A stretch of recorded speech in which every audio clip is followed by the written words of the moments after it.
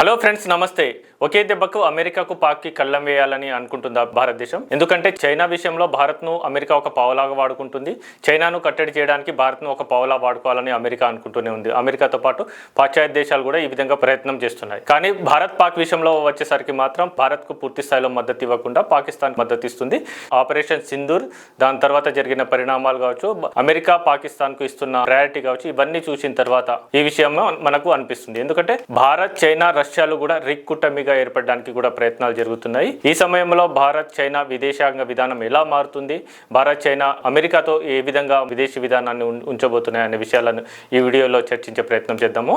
Bharat China విషయానికి వస్తే ఒకవైపు సాంస్కృతిక చారిత్రాత్మక సంబంధాలు, మరోవైపు ఆర్థిక సంబంధాలు ఒకరిపై ఒకరు ఆధారపడ తప్పని పరిస్థితి అయితే ఉంది. ఎందుకంటే అనేక సరిహద్దు సమస్యలు ఉన్నా ఇరుగు పొరుగు దేశాలుగా భారత్ చైనాలు మధ్య సత్సంబంధాలే కొనసాగుతున్నాయి. ఈ సత్సంబంధాల్లో అనేక ఒడిదుడుకులు ఉన్నా వాటిని తిరిగి గాడిలో పెట్టేందుకు రష్యా ప్రయత్నాలు చేస్తున్నట్టు తెలుస్తుంది. ప్రస్తుతం చైనా కూడా దీనికి సానుకూలంగానే స్పందిస్తుంది. చైనా, రష్యా, భారత్ మధ్య ద్వైపాక్షిక సంబంధాలు కేవలం 3 దేశాల ప్రయోజనాలు చేకూర్చడమే కాకుండా ఈ ప్రాంతంలో ప్రపంచ శాంతిని, భద్రతను, స్థిరత్వాన్ని, అభివృద్ధిని అందించేందుకు సాయం చేస్తుందని చైనా విదేశాంగ శాఖ అధికార ప్రతినిధి లీ జియాన్ ఒక ప్రకటనలో తెలిపారు. ద్వైపాక్షిక సహకారాన్ని పెంపొందించుకోవడానికి రష్యా, భారత్తో చర్చలు జరిపేందుకు చైనా సిద్ధంగా ఉందని లీ ఇప్పటికే స్పష్టం చేశారు. రష్యా, భారత్, చైనా రిక్ ఆర్ఐసి ఫార్మెట్ను తిరిగి ప్రారంభించేందుకు భారత్ చైనాతో రష్యా చర్చలు జరుపుతుందని ఇంతకుముందు రష్యా డిప్యూటీ ఫారెన్ మినిస్టర్ ఒక ప్రకటనలో అయితే తెలిపారు. అయితే భారత్ చైనా సంబంధించిన కొన్ని సంక్లిష్ట విషయాలను తెలుసుకునే ప్రయత్నం చేద్దాం.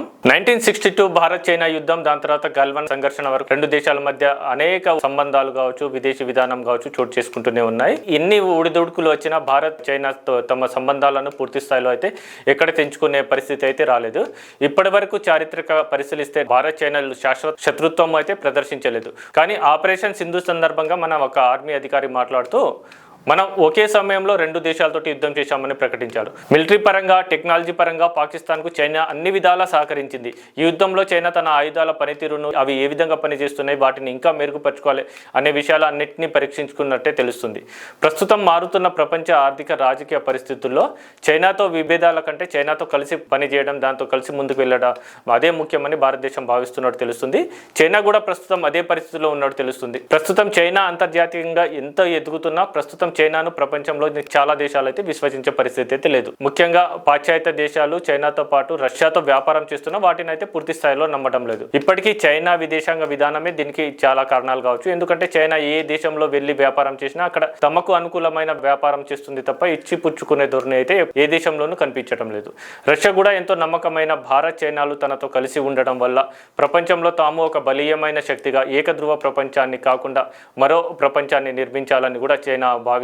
ప్రస్తుతం రష్యా ఉక్రెయిన్ యుద్ధంలో కూడా చైనా, భారత్లు దాదాపుగా రష్యాకు మద్దతు పలికాయి. ఉక్రెయిన్కు మద్దతు పలకకుండా చైనా అయితే ఈ యుద్ధం తర్వాత రష్యాకు చాలా దగ్గరైంది. ఆ ఆయుధ సహకారం కూడా చేస్తున్నట్టు సమాచారం ఉంది. ఈ సందర్భంలో తనపై విశ్వాసాన్ని కల్పించుకోవడానికి, ప్రపంచంలో తన గుర్తింపుని తెచ్చుకోవడానికి చైనా, రష్యా, భారత్ వైపు చూస్తున్నాయి. ప్రపంచంలో తయారయ్యే వస్తువులు 32% వస్తువులు చైనాలోనే తయారవుతున్నాయి. ఆ చైనా మార్కెట్కు శాసించాలని కూడా అనుకుంటుంది. ఈ శాసించడానికి కూడా భారత్ మార్కెట్ చైనాకు ఎంతో అవసరం. ఇప్పుడు మారిన పరిస్థితులు అమెరికా, పశ్చిమ దేశాల విధానంతో కూడా మన విదేశాంగ విధానంలో కూడా మార్పు చేసుకోక తప్పనిసరి పరిస్థితి ఏర్పడ్డది. చైనా కూడా అదే పరిస్థితి ఇప్పుడు వచ్చింది. అమెరికా పాకిస్తాన్కి దగ్గర అవ్వడంతో ఒకేసారి చైనా, భారత్ తమ వైఖరిలో మార్పు వచ్చి ఉండొచ్చు. ఎందుకంటే భారత్తో యుద్ధంలో ఎంతో సహకరించిన పాక్ తమను కాదని తమకు శత్రు అయిన అమెరికాకు దగ్గర అవ్వడం ఇటు చైనాకు ముంగిడిపడని విషయం. అదేవిధంగా మనల్ని ఇన్ని రోజులు స్నేహితుడిగాను ఎంతో దగ్గరగా భావించిన అమెరికా పాకిస్తాన్కి దగ్గర అవ్వడం మనకు కూడా నచ్చడం లేదు. ఈ 2 విషయాల్లో ఇప్పుడు మనము చైనాకు దగ్గర అవ్వడానికి, చైనాకు మనకు దగ్గర అవ్వడానికి అనేక అంశాలు దోహదపడి ఉండొచ్చు. ఇప్పుడు ఈ రిక్ చర్చలు ఎందుకు జరుగుతున్నాయంటే 1996లోనే రష్యా మాజీ ప్రధాని ప్రిమికో ఈ రిక్ ప్రస్తావన చేశారు. అమెరికా చేతిలో ఏకధ్రువ ప్రపంచం కంటే బహుళ ధ్రువ ప్రపంచాన్ని నిర్మించాలని, అందుకు రష్యా, చైనా, భారత్లు ఏకం కావాలని ఆయన ప్రతిపాదించారు. అప్పుడు రిక్ కూటమి పూర్తిగా కార్యరూపం దాల్చలేదు. కానీ 20కి పైగా సమావేశాలు అయితే జరిగాయి. గాల్వాన్ సంఘటన కావచ్చు, కరోనా మహమ్మారి కావచ్చు, ఈ సంఘటనలతో రిక్ అనేది పూర్తిగా ఇన్యాక్టివ్ అయిపోయింది. ఆసియాలోనే కాకుండా అంతర్జాతీయంగా భారత్, చైనా, రష్యాలు బలమైన దేశాలు. ఈ 3 దేశాలు కలిస్తే పాశ్చాత్య దేశాలను ఢీకొట్టే సత్తా అయితే ఖచ్చితంగా ఉంటుంది. భౌగోళికంగా అతిపెద్ద దేశం రష్యా, అత్యధికంగా జనాభా, కార్మిక శక్తి, యువత శక్తి కలిగిన భారత్, చైనాలు అన్ని వాణిజ్యాల్లో టెక్నాలజీలోనూ కేర్ ఆఫ్ అడ్రస్గా ఈ దేశాలు మిగులుతున్నాయి.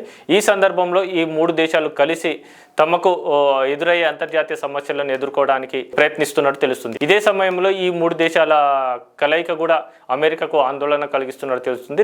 ఒకవేళ రిక్ కూటమి ఖచ్చితంగా ఏర్పడితే అమెరికాకు ఆందోళన అయితే తప్పదు. ఇప్పటికే బ్రిక్స్ సమావేశాల సందర్భంగా అమెరికా అధ్యక్షుడు డొనాల్డ్ ట్రంప్ బ్రిక్ దేశాలపై భారీగా టారిఫ్ వేస్తామని బెదిరించాడు. ఇప్పటికే బ్రిక్ కరెన్సీ అనే ప్రతిపాదన దశలోనే ఉన్న దాని మీద భారీగా బెదిరింపులు చేస్తున్నాడు.